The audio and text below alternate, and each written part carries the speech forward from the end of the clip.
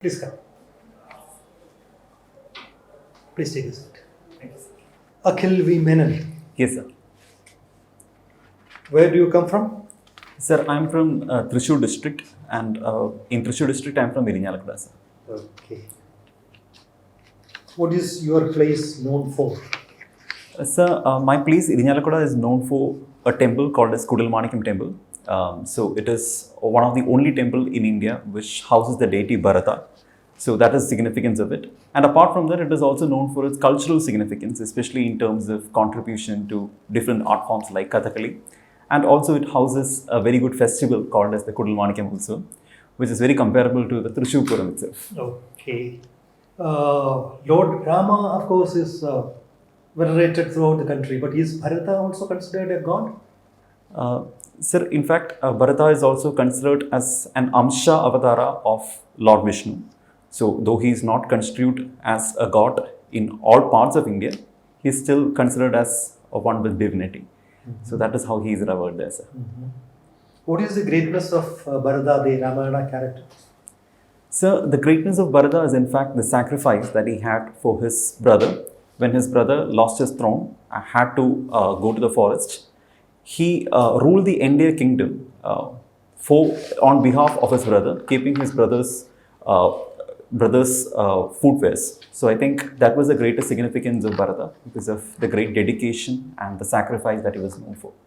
Okay. So you are interested in constitutional law. Yes, sir. So how does the constitution begin? Article 1? Sir, the constitution says that India, that is Bharat, is a union of states and there is also territory. So that is the first reference in Article 1. So that Bharat and your Bharat from Irinjalakuda, do they have any connection? Sir, as far as I understand, there is no connection as such because the Bharat that is referring to in terms of the constitution comes from the tribe Bharat, which is very famous through the mythology. So that is not connected to Bharata as such. That is what I understand. Okay. So you do your guest blogging on constitutional law and governance. Yes, sir. So what was your latest blog on? Sir, my latest blog was on the COVID crisis and the intervention of Supreme Court related to that, and also about the larger impact of right to health in India's constitutional jurisprudence, sir. Is there a right to health among the fundamental rights? So there is no direct reference to right to health as such, but it was in fact in judgments like Paramananda Katra and also in Paschim Bengal, Ket Mastur Samiti was the state of West Bengal. Right to health was written as a part of Article 21 to make life complete, but it is not still implemented yet. Okay. Then what else did you write on? Sir, apart from that, I also wrote an article related to triple talaq. And also on the recent hijab controversy, I'm writing a blog. So these are the things that I'm currently... So what is your view on the latest hijab controversy? Sir, on the hijab controversy, I feel that there Do are you think the denial of education to Muslim girls, is that in line with the constitution? So certainly I have a different observation with respect to the Karnataka High Court judgment that is not allowing the students to appear with hijab. But on the one hand, I feel that secularizing spaces like schools is very necessary, but there should be reasonable accommodation of rights. That is maybe giving them the right to wear the hijab the same color as a uniform. That could have accommodated their right to education. So the change that is maybe taking away hijab is absolutely maybe in the right intention, but it should be a gradual process. So the principle of reasonable accommodation, which was invented by the Supreme Court in the Nalsa judgment, could have been applied by the Karnataka High Court, which it did not. So I think there is an academic criticism with respect to that. Do you think the Uniform Civil Code is a practical proposition? Sir, I feel that there should be some kind of uniformity in terms of personal law, especially the discriminatory aspect of certain personal laws should go. But at the same time, I feel that coming up with a complete uniform civil code may not be a feasible solution in India, especially because of the diversity that we are part of. And there is also the concept of legal pluralism, which is very inherent in the social fabric as well as the legal fabric of India. So based on all that, I feel that Uniform Civil Code can be adopted, but in a piecemeal manner and can be very gradual in nature. Are you practicing law? What do you do now? No, sir. Currently, I am in the Kerala Administrative Service. I am undergoing training, sir. Okay. Yes. Okay. The Kerala Administrative Service is supposed to be a very good service. Yes, sir. Better paid than the IAS. Yes, sir. And why do you want to quit that? So, firstly, I feel that when it comes to the Indian Administrative Service, there is a greater diversity that it offers, and it is also a career progression. So, that is the primary reason. And secondly, it is also a pan-India service. It allows one to serve both in the center as well as the state. It gives you a wider range of areas to serve in. So, that is why I feel that this would be a very right choice. But you are eligible to be appointed to the IAS after 8 years, and you can serve the center, state, everywhere as an IAS officer. Yes, sir. Yes, I mean, attached to your home cadre. Yes, sir. I feel that if that happens at this point of time, I have more youth in me to dedicate myself more towards the nation. So that's the reason why I'm attempting at this point. Please. Akhil, what is your optional? My optional is law, sir. You've taken law. Yes. How did that optional papers went? Sir, optional papers was reasonably good. Especially paper 1 was good. Paper 2 was on bit difficult side. Attempt? Sir, it is my third attempt. Third, and previously? Previously, I have written mains in 2020 and 2019 I was not able to clear prelims. And interview, this is first time you? Yes, sir. Okay. So, like to the search question, you told civil search, especially like your first choice is IAS. Yes, sir. Will provide you pan-India opportunity. Yes, sir. You're already in KS. Then why you have chosen Kerala as your first option?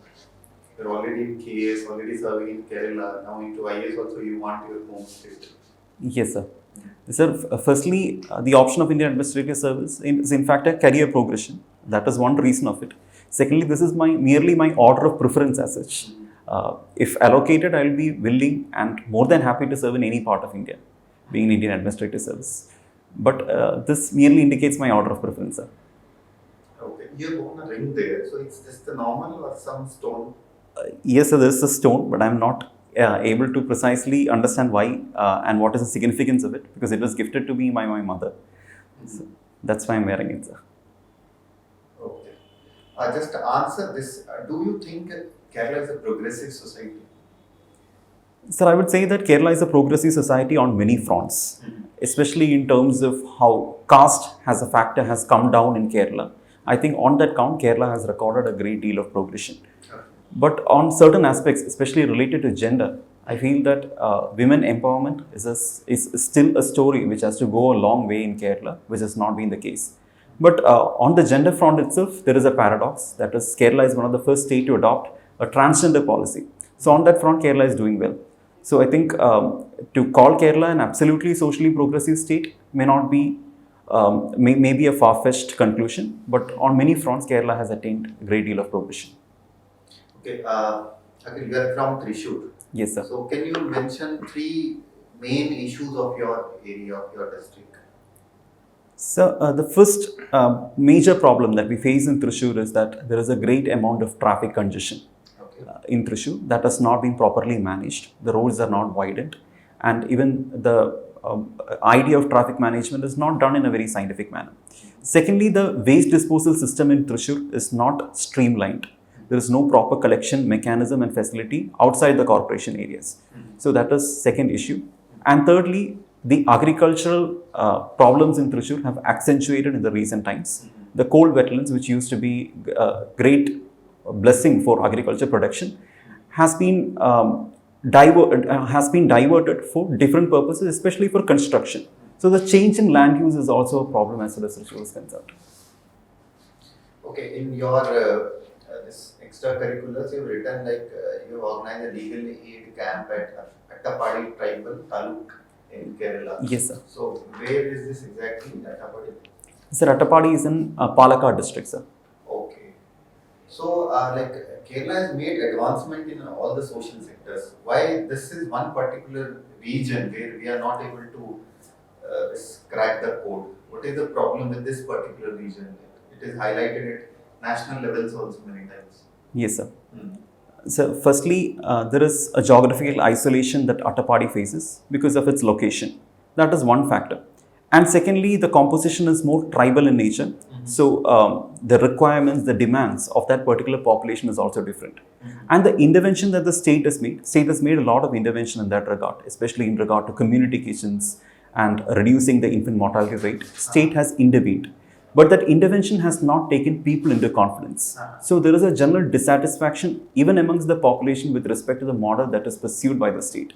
So I think these are the factors which has made the tribal population in Kerala an outlier in terms of Kerala model of development. So tribal governance has to be in consonance with people's demands. So I think that has been the missing link. Okay, have you heard of aspirational district program of Government of India? Yes, sir. What is that? So certain districts, if I'm able to recollect correctly, 115 districts has been identified by Government of India as backward in terms of certain indicators. So within a certain time frame, these particular districts are given enough funding and enough support in order to come out on top. So that is the basic idea of it. Do we have any aspirational district in Kerala? Sir, I'm not aware of it, sir. Okay. Your mother is a teacher, huh? Yes, sir. So which subject she is teaching? So she's teaching civics. Civics. Yes. Which standard students? High school students, and she also teaches Hindi. So last question before I leave you. We heard this language controversy in India time and again that there should be one language for the entire country and it should be Hindi. Yes, sir. So what is your take on that? Sir, I would say that there is certainly some advantage, some merit to that argument that there should be a linked language for the entire nation that can aid the administrative convenience of this country. But at the same time, adopting a single language, neglecting many other languages can have certain pitfalls as well in a very diverse country like India. Because there are certain languages, especially to illustrate, languages like Tamil, which is having a great amount of historical legacy and cultural legacy as well. So these languages should also be represented. So rather than forcefully adopting Hindi, Hindi can be progressively or encouraged in different states as a linked language, but at the same time, not at the expense of other states. So rather than a top-down policy, it should be left to the states whether to adopt Hindi or not. So I think that is my take on it, sir. Okay, thank you. Yes. Akhil, Yes, sir. see, you can continue from there. See, there is an argument or suggestion that one nation, one language. Another suggestion is there one nation, one election. Yes, sir. Right? See how far in a country like India, see a lot of differences, multi-party system, so many things are there. But the country is proposing that it's feasible to conduct elections simultaneously in all states as well as central. See how far this is going to affect the diversity and the political system of a country. So when it comes to the one nation, one election, as you have rightly pointed out, there are certain issues when it comes to the diversity of India to adopt that model. But there are certain advantages as well. That is, the amount of time that is being spent on election can be drastically cut down when one nation, one election is being adopted. And secondly, the exchequer's expense with respect to that can also be cut down. And the governance can also be improved to a great extent. But on the other hand, the problem is that the local issues may not be reflected greatly in terms of election. And mostly it is advantageous to national parties as well. So a balance has to be struck on these counts. So on a personal note, I feel that even though it may be a strain on the exchequer, it is better to go for the current model that is not pursuing simultaneous election and holding elections at different point of time. But the time that is given for MCC can be cut down so that it doesn't affect the governance as such. See, there are certain problems. There are allegations that recently we see a kind of concentration of powers. The central government is encroaching into the powers, even to the state, through GST, through formation of NIA, Yes, and making certain laws, even in the case of ports. In all these things, we see a kind of concentration or taking away the powers of the state by the central government. Yes. And to see this is against the federal nature of the Indian society. What's Yes, your take on that? So when it comes to the center-state relation, there has always been an allegation of late that center has been assuming more powers. But in a country like India, I feel that there will be certain centralized tilt, especially because of the constitutional design that we follow. That will be there. But at the same time, there should be more attempts from the center to engage in what is called as consultative and cooperative federalism. And more tools in that particular direction has to be explored. When it comes to the GST issue, GST Council has to be more democratized in nature, and the discussion should also be democratized. And both the parties, center as well as state, should take a concerted effort in that direction, because we have seen the gains whenever it has done so, especially in terms of COVID management. There has been consultative meets with the Chief Minister and the Prime Minister. So I think if that is being pursued in India, India can go a long way in terms of its development front. When it comes to the position of the governor, you know that the governor is position is to protect the constitutional values with regard to the state. Yes, sir. But recently we see the position of governor is a contentious one. See, the chief ministers who are directly elected by the people say that the governor is acting as an agent of the central government, and they are creating problems to the state governments. Yes, sir. See, you can see in Kerala, in Tamil Nadu, in Telangana. See, so many states you can see in West Bengal. See, this is a kind of problem as of now. What is your opinion about this particular development? Certainly, sir. There has been complaints of late with respect to the intervention of governor in even the day-to-day affairs of the state. I feel that because of the constitutional design as such, governor's position is not designed in such a way to intervene in each and every matter of the state. It should only be in exceptional cases. In order to rectify the current position, the governor's appointment should not be only based on political consideration. There should be a consultative discussion between the state as well as center before the governor is being appointed.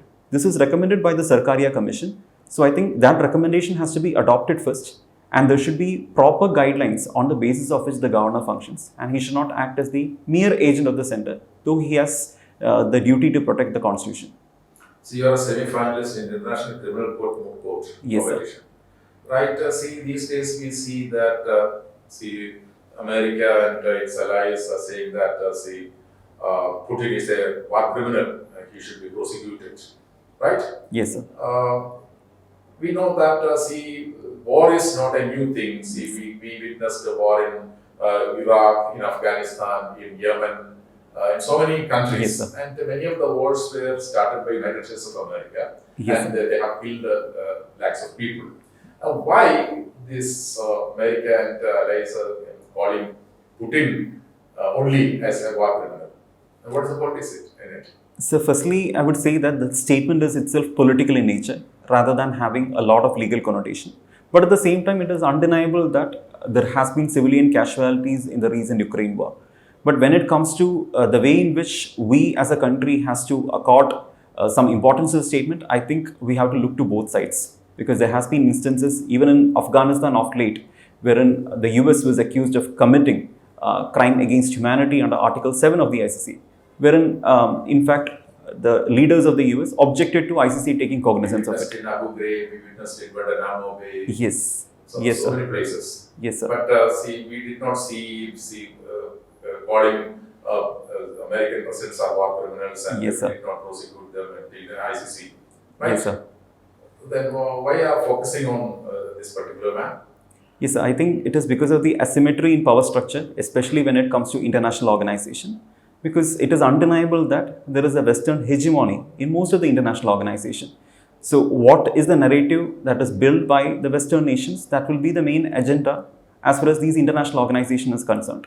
But that does not negate the fact that there has been killings and civilian casualties in Ukraine. But that is there. But that does not happen in a two-way manner. It only happens in a unidimensional manner. That is the precise Some problem. said that the United Nations Organization, WTO, Development Institutions, WHO, all these institutions are the products of Cold War. Yes, sir. And it has become powerless or useless to some extent in Yes. meeting challenges of the 21st century. In which way we have to recreate or restructure these organizations to serve the times, the need of the times? Yes, sir. Though it is undeniable that these multilateral institutions are very much necessary to solve the problems of the world, it has to undergo a lot of reform. Even recently, the Prime Minister in UNGA, while he was speaking, he made this statement that multilateralism has to be reformed in a new manner. So I think democratizing the discourse in multilateral institutions is the first step that we need to undertake, especially in institutions like WTO, wherein mostly Western standards are being used as a metric in order to run the organization. That has to change. Even developing countries and countries like India has to be taken into confidence. And the UNSC itself has to be reformed, because if any organization in United Nations have to be reformed, it should start with the UNSC. That is the hegemony of P5, and especially the concept of double veto has to undergo some kind of change so that the change reflects in the multilateral system as such. And even the WHO has to be shed of its all political connotation, and it has to come out as an expert and independent body. So in order to do that, there should be again a consultative arrangement which should happen at the UNGA level, because it is the only democratic forum that is left now. My last question is this. See, United Nations Security Council is called as the most undemocratic institution in the world. Yes. Right? See, India claims that India is the largest democracy in the world. Yes. And at the same time, we are trying to enter into this most undemocratic institution in the world. Yes, sir. Isn't this a contradiction?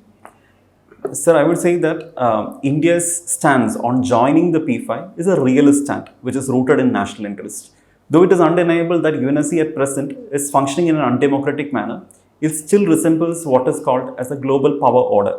So on that count, India entering into it will strengthen India's position in the global order. So that is why India has been very keen on entering P5. But at the same time, India should also push for its reform so that it reflects the very idea of the world and is inclusive in nature, especially when it comes to continents like Africa.